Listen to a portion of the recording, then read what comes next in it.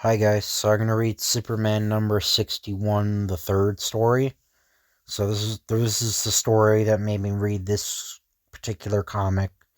It's the first appearance of Kryptonite, and it's also the first time Superman is aware that he comes from the planet Krypton.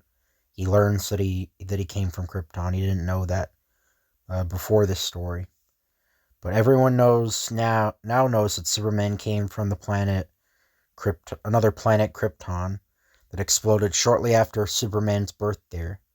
Yes, we have known that, but naturally Superman is not. But now in this sensational story of a baffling crime, the Man of Tomorrow unwittingly tracks down his past. Yes, it finally happens when Superman returns to Krypton. At the offices of the Daily Planet, Lois, there's a phony fortune teller named Swami Riva who's been swindling people. I want you to pose as a rich society gal. Ask him some fake questions. I will expose him in our paper. Sounds exciting. Listening to all this is Clark Kent. Now be careful, Lois. The Swami may be dangerous. I'm not worried. But I am. I better keep an eye on Lois, as Superman. Later, from a nearby rooftop, Superman uses his X-ray vision and super hearing to eavesdrop on Lois and Swami Riva. How shall I invest my money? Wait, the crystal ball is clearing. I foresee the future. Then it happens. Lois's purse accidentally drops to the floor. Don't bother. I'll get it. Allow me. What's this? A press card. Lois Lane of the Daily Planet. You're a newspaper reporter. Alarmed, Lois rushes to a window. I'll tell you your fortune, free of charge. I foresee your future, and it looks very dark, snooper. Somebody, help, help! Superman, thank goodness. Coming, Lois.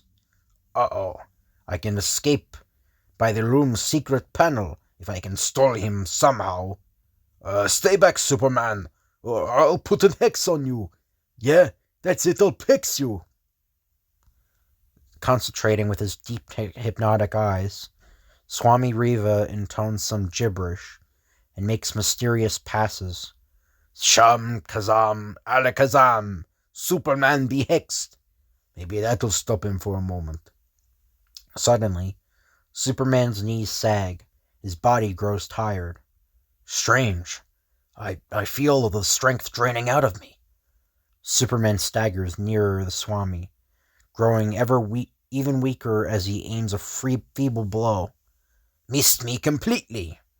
Puzzled, the cowardly swindler throws up his hands in fright, and then to his astonishment, one hand connects and knocks out Superman.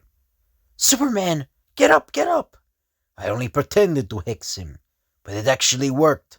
I never realized it before, but I possess astral powers. Well, why with my hex I can do anything. I'm leaving. Stay quiet or I'll hex you too. Ha ha! Look at Superman lying there. Hex marks the spot where Superman was made helpless by Swami Riva. Ha ha!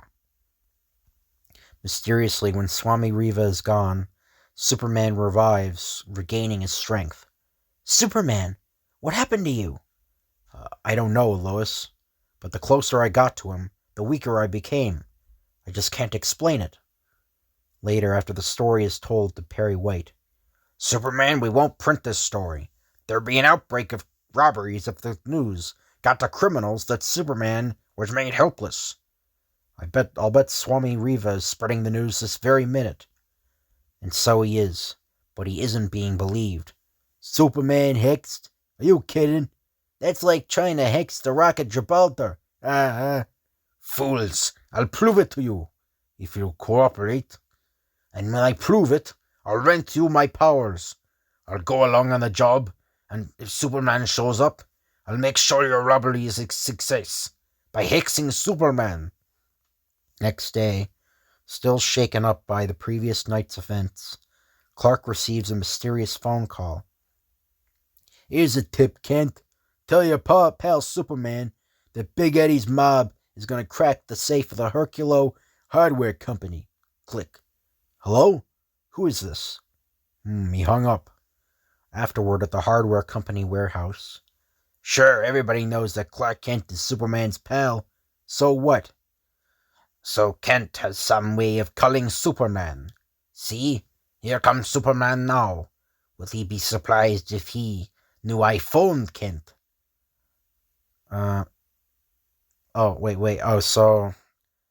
So it was the Swami guy that did it. Then as Superman enters the warehouse, okay, guys, don't let him get too close. Throw things at him. Anything you can grab. But compressing the flying missiles, the Man of Steel manufactures a large cannonball, and I'll gladly pay the hardware owner for the objects. The pleasure is worth the money. Then scooping up nails in a length of pipe, Superman blows the nails with machine gun velocity. Yipe! My jacket is being nailed to the wall! Suddenly, from behind lead sheeting, steps Swami Riva. You, just the person I want to see. Sham, Kazam, Alakazam, Superman be hexed! With a sinking heart, Superman feels his strength ebb, and his legs sag weakly. It's happening again. Got to fight it, got to. But I can't. The Swami really did it. You gotta see it to believe it. Let's take advantage of this, boys. Slam him around, hit him, suck him.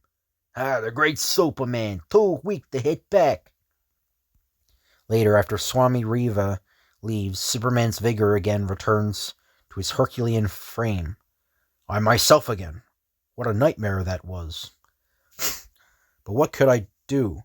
I felt like a feeble old man. Meanwhile, Big Eddie's mob gives the electrifying news to the newspapers and... Extra! Superman made powerless by Hex! Extra! It isn't true, isn't it, Pop? I am afraid so, son. As for Swami Riva, he's got a big head and bigger ideas.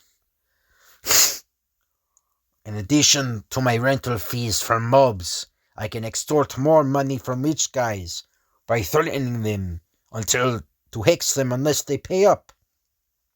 And when people receive the threatening letters, the Swami Riva demands $10,000 or else. Better play it, dear. After all, if he could hex the Man of Steel, he could certainly hex you. Meanwhile, Superman wrestles with a problem. There's no such thing as a hex. That's just a superstition. So if it isn't a hex, it must be something else. Probably some strange form of hypnosis. I'm going to check on Swami Riva. Fingerprints are taken from the crystal ball found in Swami Riva's abandoned rooms. Sure, the man's got a record. Oh, so he's not, like, okay. So I thought he was like a foreign guy. Okay, so apparently he's just a regular.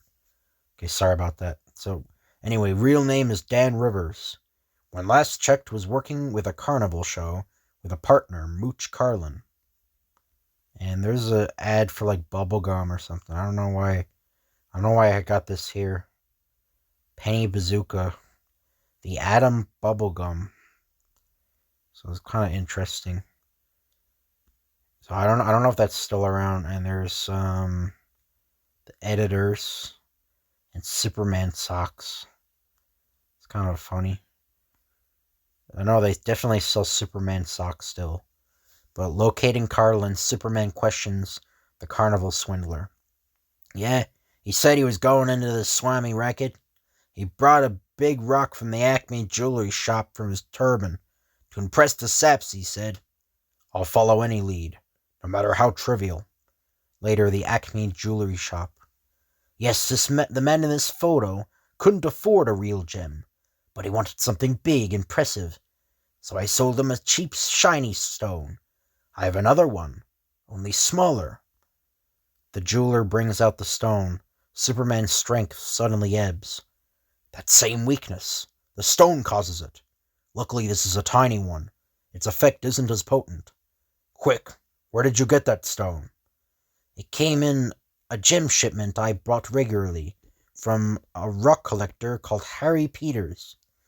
Soon after, Superman rockets out west to seek out the rock prospector. One thing I can't understand, why those stones affect me, but not anyone else. I'll have Peter show me exactly where he found those stones. Later, somewhere in the mountains. Found them here, just those two stones. I can't identify them. I never saw stones like them before, and I'm an expert. But personally, I think they're meteorites. Meteorites? Afterward, time seems to stand still as Superman races at cosmic velocity, passing the speed of light years in instants. Starting from where the meteorites landed, and traveling backward in time, I'll chart the meteorites' course, back to their origin. Faster, faster, until Superman breaks through the time barrier. Ah, so this white path of light is the course of the meteorites. I'll follow it back to the source. Whizzing through space, Superman trails the meteorites back in time, stellar space. Back, until they reach a planet, far, far outside Earth's solar system. Landing, Superman sees an advanced civilization and people of great intelligence and physical perfection. Editor's note: Superman is invisible to these people because he is not of their time and doesn't exist for them. He can only view them as he would a silent movie, but he can read lips. I'm worried. Though Junior is past 5, he does not know his engineering. Engineering? At age 5? Suddenly, that man, he looks more like me than I do myself. Curious, Superman follows the man who resembles him so remarkably. Jor-El, did the Council believe you? No, Lara.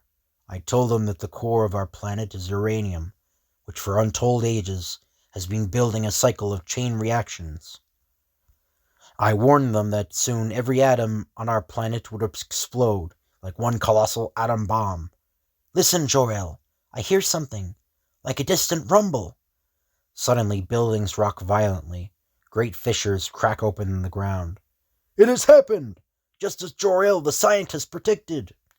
Quickly, Lara, the model spaceship. There is just room in it for you and the baby. No, my husband. My place is here with you. But our son, let him have his chance for life. The helpless infant is placed inside, and moments later the tiny craft rockets into the void. Farewell, my son. You will be the last survivor of our great civilization. Be worthy of it. And as the pitifully small spaceship hurtles through interstellar space, a once mighty planet explodes into stardust. The death of a world. I wonder if this infant will survive. I've got to know. Time passes, and the tiny spaceship bearing the dead planet's only survivor speeds towards a Swiss sister world. Why, it's entered our solar system, and it's heading toward Earth. Oh, we almost ran into it. We better see what it is. Scarcely is the infant removed when the spaceship's metal foreign towards climatic and chemical makeup bursts into flame. It's consuming itself. We got the baby out just in time. Poor child. We'll adopt him and call him Clark. From now on, his name will be Clark Kent. That old couple, they're my foster parents. I'm Clark Kent. And that's me. That infant is me back in the past. Now I understand why I'm different from Earthmen. I'm not really from Earth at all. I'm from another planet. The planet Jor-El called Krypton. So at last, after all these years, Superman is at last aware of his birthplace and why he is the strongest man on Earth. Those meteorites, they're particles of Krypton, flung into space. When Krypton exploded, all the atomic elements fused to become one deadly compound. That compound gives off rays, which apparently can only affect Kryptonians. And that's why it affects me, the last survivor of Krypton. Now that I know, I can race forward to the 20th century. Again, forward. Forward to his own time, he races. And soon after, in an underworld hangout. Where is Swami Riva? Talk, or I'll close your mouth so you can't. Oop, he's on Pier 14, working with Hijack Hell's mob. Look, Superman! The deadly stone's in his turban. If I can get that turban off his head without getting too close. Don't worry, you hired me to hex him if he showed up. Superman's strategy is simple but effective. My turban! He blew it right into the river. Oh, I'll get even with him for this. I'll hex him, but good. Sham Kazam Alakazam, hex Superman be hexed. Ha ha! Swami, he's laughing. Slamming down heavily on the pier planks, Superman seesaws the criminals into the air. How's the air up there? But Superman has some unfinished business. The one remaining particle of kryptonite on Earth. I'd like to buy that other small meteorite I saw before. Have a messenger deliver it to a Mr. Smith at this address. Later, a messenger delivers the kryptonite to a waterfront address. Package for you, Mr. Smith. Thanks, son. Put it on the table, please. Once the boy leaves, Mr. Smith sheds his disguise to become Superman. I had to use subterfuge. I couldn't carry that deadly kryptonite without fainting. Well, there it goes, through the trapdoor to join the Swami's turban at the bottom of the river. Afterwards, at a radio studio, folks, as I can stand here, I can see Superman flying again. Obviously, this hex was a hoax. I don't know why Superman pretended to be hexed, but he must have had his reasons. Yes, he had his reasons. Somewhere out in trackless space, there must be more particles of kryptonite. I hope none falls to Earth again. Perhaps it may never happen, but perhaps it may. And I think that's the end of the story. So I hope you guys enjoyed this video. If you could like, comment, and subscribe, that'd be appreciated. Thank you all for watching, and I'll see you guys later.